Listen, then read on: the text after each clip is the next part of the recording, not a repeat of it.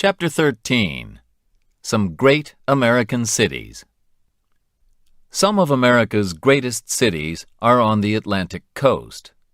Boston, in the Northeast, where the fight for independence began in the 18th century, is one of the oldest cities in the USA. Here you can walk the Freedom Trail and visit the place where the tea was thrown into the sea. A few kilometers away, in the city of Cambridge, is Harvard, the oldest university in the USA, which was opened in 1636. The famous Massachusetts Institute of Technology, MIT, is in Cambridge, too. Perhaps the most famous family in 20th century Boston was the Kennedy family. Like many other Boston families, they came from Ireland. They became very rich, and John F. Kennedy, a Democrat, became President of the United States in 1961. At that time, he said, "Ask not what your country can do for you, but what you can do for your country." He and his beautiful wife Jacqueline were young and popular, but sadly, in 1963, Kennedy was shot and killed in Dallas, Texas. New York is the biggest city in the USA. It is a great place for theater, shopping, and restaurants. It is also the home of the United Nations, whose offices are in a beautiful glass skyscraper. But people remember two even taller skyscrapers, those of the World Trade Center, because on the 11th of September 2001, two planes flew into them and killed nearly 3,000 people. The Empire State Building is now the most famous skyscraper in the city once again. It is 443 meters high, has 102 floors, and has appeared in King Kong and many other films. The Statue of Liberty is another favorite place for tourists. It is 93 meters tall, and the best way to see it is by boat. It was a present from the people of France for the 100th birthday of the USA in 1876. Many visitors to New York go there just to shop. The biggest shops, selling all kinds of things, are Macy's and Bloomingdale's. Tiffany's on Fifth Avenue sells beautiful jewelry, but it is very expensive.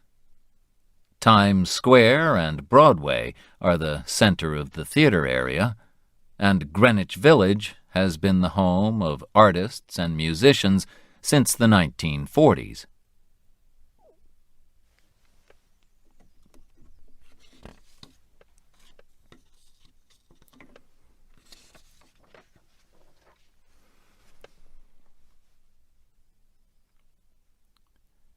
There are many museums in New York, and the biggest is the wonderful Metropolitan Museum of Art. Or, if you get tired of the city, you can go into Central Park, a big area of green in the middle of the busy streets of Manhattan. Washington, D.C. is the capital of the USA. It was built in a special area, the District of Columbia, D.C., on land that came from the states of Maryland and Virginia. It is different from most American cities because it has no skyscrapers. Its highest building is the Capitol, home of the Senate and House of Representatives. You can visit the White House, where the President lives, as well as museums of history, art, and air travel. Some of the city's most beautiful houses are in the old area of Georgetown. Much further south are the old cities of Savannah, Georgia, and Charleston, South Carolina, where there are also many beautiful old houses. They look the same as they did 150 years ago or more. But not all southern cities are old. Atlanta, in Georgia, is big and modern, with one of the busiest airports in the world. There are plenty of jobs, and people think that it is a comfortable city to live in. Away from the coast, in the state of Illinois, Chicago is sometimes called the Windy City because of the cold winds that blow in from Lake Michigan. The first really tall buildings were built in Chicago after the Great Fire of 1871.